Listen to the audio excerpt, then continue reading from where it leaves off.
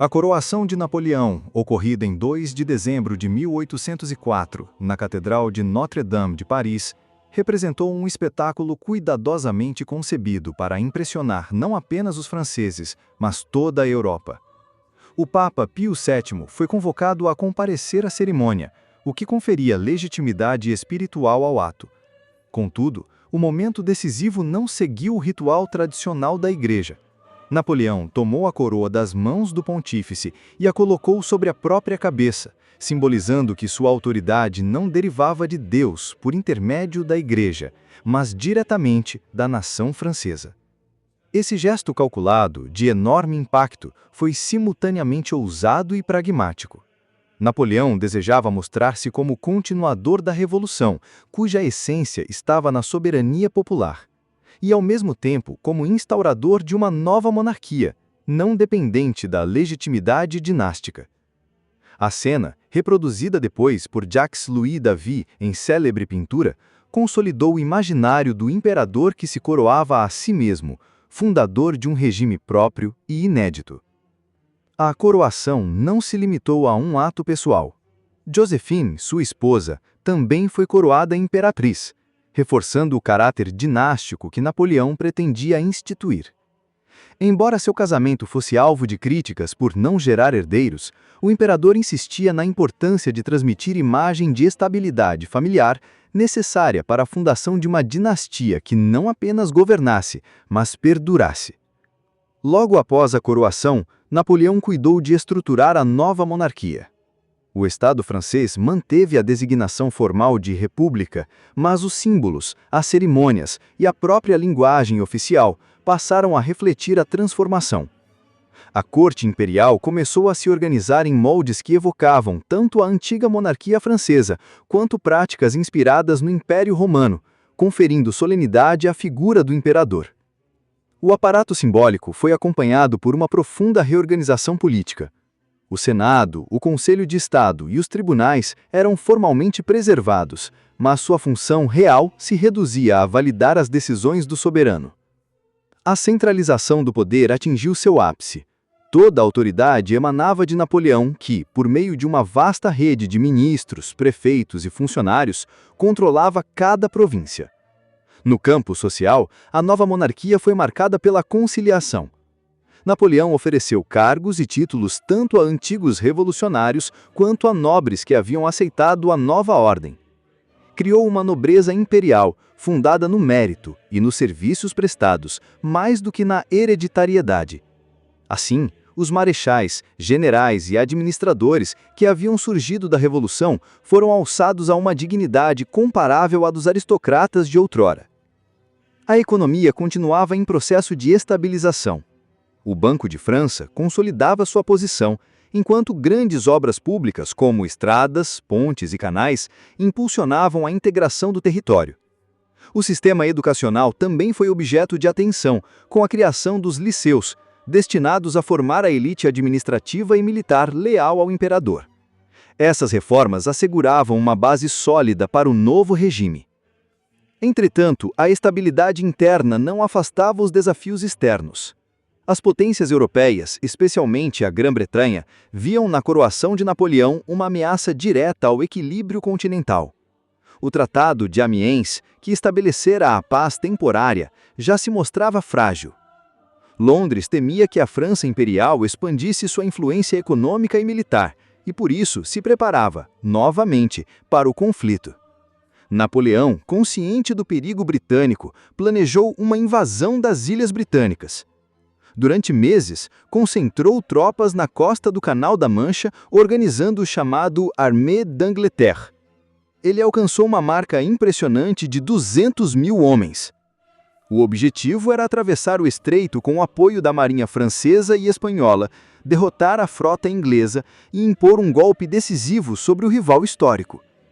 Contudo, a realidade naval mostrava-se insuperável. A Grã-Bretanha detinha supremacia marítima incontestável, fruto de séculos de tradição e investimento. O episódio de Trafalgar, em 21 de outubro de 1805, confirmou esse domínio. A frota combinada franco-espanhola foi esmagada pelo almirante Nelson, que, embora morto em combate, assegurou a vitória que eliminava qualquer possibilidade de invasão à Grã-Bretanha. Com o fracasso naval, Napoleão alterou sua estratégia. Se não podia vencer a Grã-Bretanha nos mares, buscaria isolá-la através do controle do continente. Foi nesse contexto que se formou a Terceira Coalizão, reunindo Grã-Bretanha, Áustria, Rússia e o Reino de Nápoles contra a França. A guerra, novamente continental, colocava em jogo não apenas a hegemonia francesa, mas a sobrevivência do império recém-criado. A mobilização foi rápida e eficaz. Napoleão transportou seu exército de Bolonha até a Alemanha em marcha forçada, surpreendendo os adversários. Sua capacidade de deslocar tropas em velocidades inéditas tornava-o superior aos generais europeus, ainda presos a métodos tradicionais. Esse dinamismo foi a chave para uma série de vitórias preliminares que enfraqueceram a coalizão. Em outubro de 1805, Napoleão obteve um triunfo notável ao cercar e forçar a rendição de um grande contingente austríaco em Ulm.